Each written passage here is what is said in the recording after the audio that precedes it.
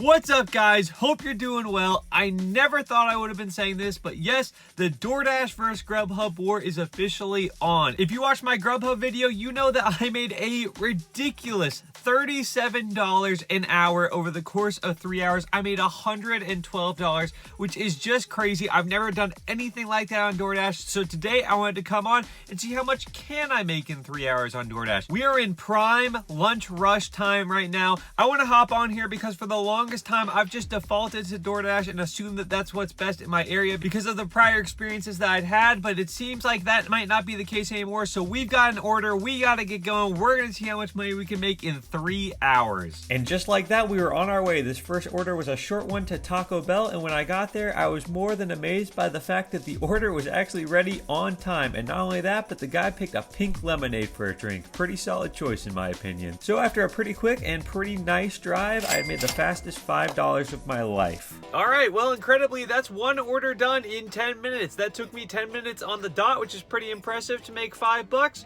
but we're already off pace. $5 in 10 minutes would come out to $30 an hour, which is just a testament to how difficult this is going to be to keep up with GrubHub on the DoorDash app. We're going to go see if we can get another order, hopefully a really big one. We're going to need some pretty awesome orders and some big tips to keep us on track. But by DoorDash standards, we're off to a good start. I just don't know if it's going to be enough. If it was going to be enough, it was going to be because of orders like this. $6 to go 3 miles, that's fantastic. And this place, once again, had the food ready on time. Even better than that, this pizza smelled amazing. I was a little bit sad to give it away, I'm not gonna lie to you. I wish I could have kept this thing, but once again, we had made a quick $6 and we were on a blazing pace. The next order was once again not the largest, but another quick one. And I'm not gonna lie, I don't know why you would put exactly what kind of food you serve on the restaurant. This is not the name of the restaurant, they're just labeling what kind of food they have. Regardless, the food was ready right away once again, so we were left with another very speedy drive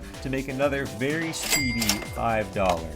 Well, I'm always tentative to make these "this is going better than I expected" updates because it typically means that things are about to go really, really bad, but things are going better than I would have expected. We've made $17 through 45 minutes. We've been able to complete 3 orders in 45 minutes, which is just a blazing pace. I mean, we are flying right now. I will say one thing that's really nice compared to GrubHub is that DoorDash orders are typically ready when you get to the restaurant. I made another video about why GrubHub orders take so dang long, but DoorDash orders are typically ready on time. Every once in a while you have to wait that 5 or 10 minutes, but none of that so far, which is awesome. It's putting us on an excellent pace. I feel like I've been a little bit fortunate so far. Maybe the luck will turn. Either way, doesn't look like we're gonna make $37 an hour. That might have been a little bit of a lofty goal, but if we can push past $20 an hour over the course of 3 hours, I'd honestly be pretty happy with that. If we were gonna make it happen, it would once again be from orders like this. Another great one to O'Charlie's. I like going to O'Charlie's because they normally have the food ready right away, and things were no different here. On a side note, the person got their steak medium well. Do you guys like steak medium well? Not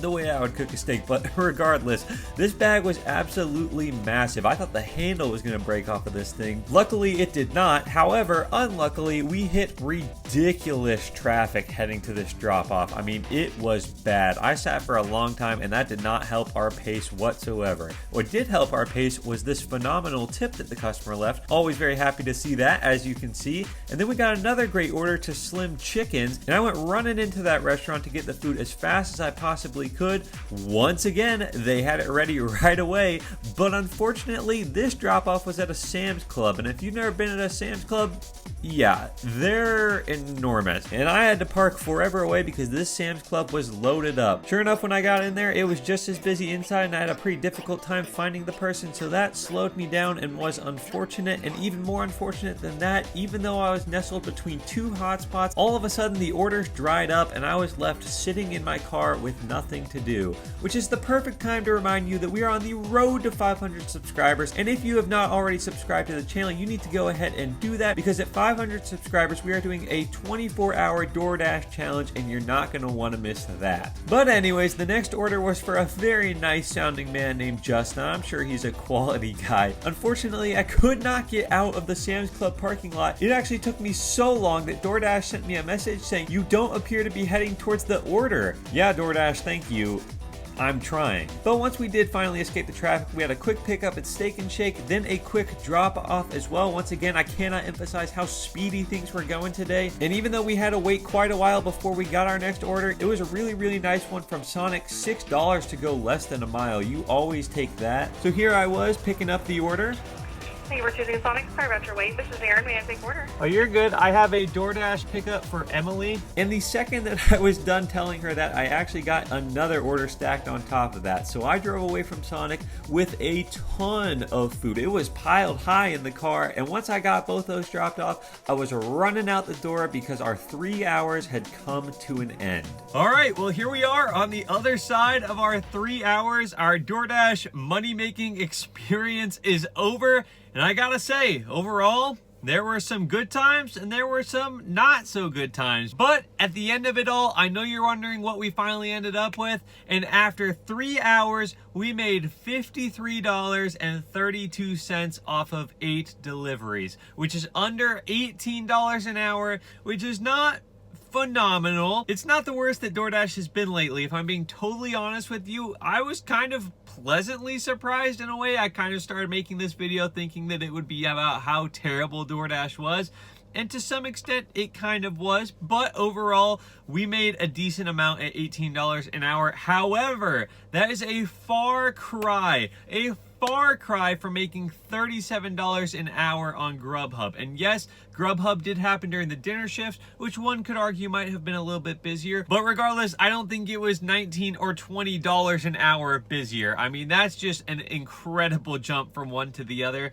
And what's interesting is I actually completed the same amount of deliveries on DoorDash in 3 hours as I did on GrubHub in 3 hours. 8 deliveries in 3 hours. The difference being, yes, I wasn't hardly waiting at all at the restaurants when I went to pick up the food. I really didn't wait anywhere, actually. That's one of the first time that's ever happened. Pretty funny. But on the flip side of things, I was waiting in between orders for a pretty extended period of time. And I'm sure you noticed the orders weren't that large nor that great. I had to decline quite a few orders, and the ones that I did accept weren't for $10 or $15 like a lot of the GrubHub orders were.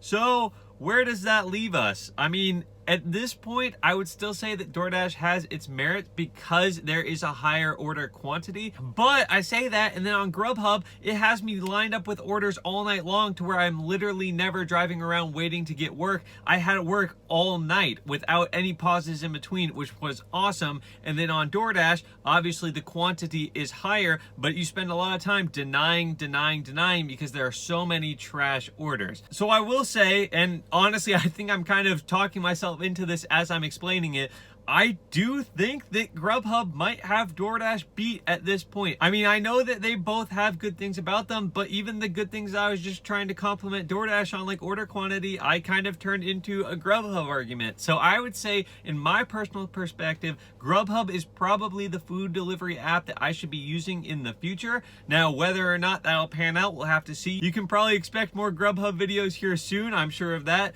But maybe we'll have a very different experience next time we do it, and we'll make less than $18 an hour. You never know. That's how this food delivery business seems to go, is it always hits you with surprises. It's always changing. You just have to be able to change with it. So I hope you found this video helpful. Like I said earlier, if you did, I'd really appreciate if you'd like the video and go ahead and subscribe to the channel, because we are on the road to 500 subscribers. I had already agreed to a 24-hour DoorDash video, so don't hate on me when that comes out, because as I said, GrubHub may be the move from here on out, but we're going to be DoorDashing for 24 hours, and that sounds miserable. But anyways, thank you again so much for watching the video. I hope you have an amazing rest of your day, and I'll see you soon.